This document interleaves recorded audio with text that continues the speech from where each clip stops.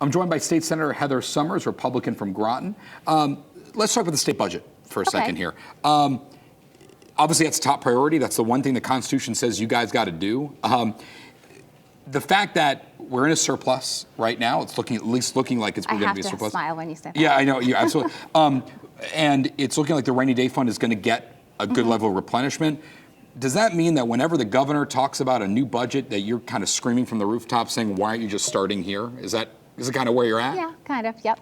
I think that, personally, for me, when I see the way that the budget is put together, I don't think it's effective the way we have it with appropriations and finance. I think that should be together. Sure, right. There's a good argument for that. There's a good argument for that. And I also think that you have to budget for more than just 2 years, because I feel, though, we are looking at, how much money do we have coming in this year? Do you really think that building is capable of budgeting for more than 2 years? I know. And that is a bipartisan criticism of the way I asked that question. I am capable of budgeting for more than 2 years. I think if we had discipline, we could do it. I'm not sure that organization 175 can. Others in there.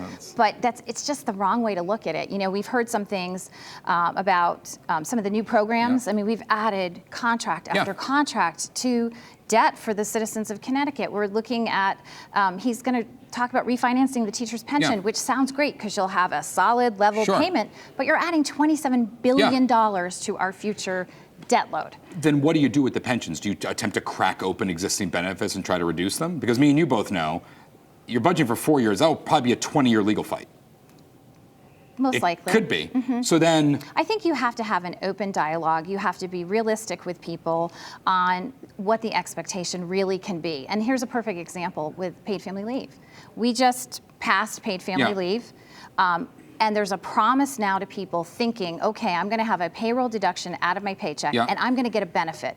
But the program for paid family leave is broke 2 minutes after it starts. So we're bringing a false promise to people, and I want to stop that. That's not correct. That's what's happened in the past. I want to try to make good on the promises that we've made. However, new people coming in, we have to change the system because it's not sustainable. Well, I think there were 2 tiers created under Governor Malloy, 2 new tiers, if I'm not mistaken. You're saying you got to go to another one. We do. We have to look to the private sector. We cannot be in the pension business anymore.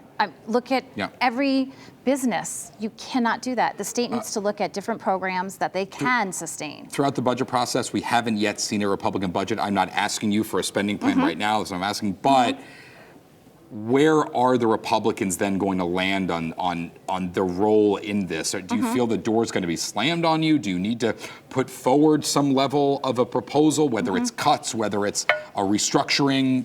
Where do the I think that the Republicans have laid out, and we have talked amongst ourselves about what we can offer. And that's something that we talk about on a daily basis. Just as a reminder, the Republicans have put out a budget for years and years and years. You guys have. And quite frankly, it hasn't been taken up. Last year or last term, because we were equal, I thought we came up with a bipartisan budget that had input from all. And you can see it even in appropriations. We're talking about, example, the new public option, which is $1 million that is in the budget for a new public option. This is a public option that will mirror what's happening right now in the comptroller's office for municipalities, which is running at a deficit. He had to put $14 million from his budget to share it up. And now we're going to take that and expand it to everyone. So that's something that we don't agree with, but there's really no discussion. Watch those appropriations hearings. It's the call, then okay, roll call vote. Do you think it will go to special session if there's going to be no Republican votes for a budget, even though the Democrats have the majority that you spoke about earlier?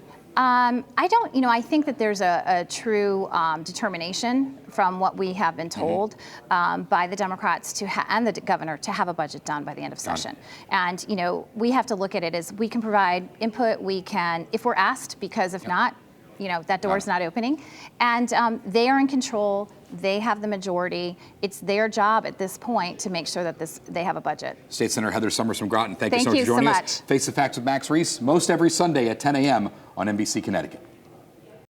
Thanks for checking out Face the Facts with Max Reese on YouTube. If you want more politics in your feed, be sure to subscribe to the channel and hit that bell to be notified whenever there's a new video.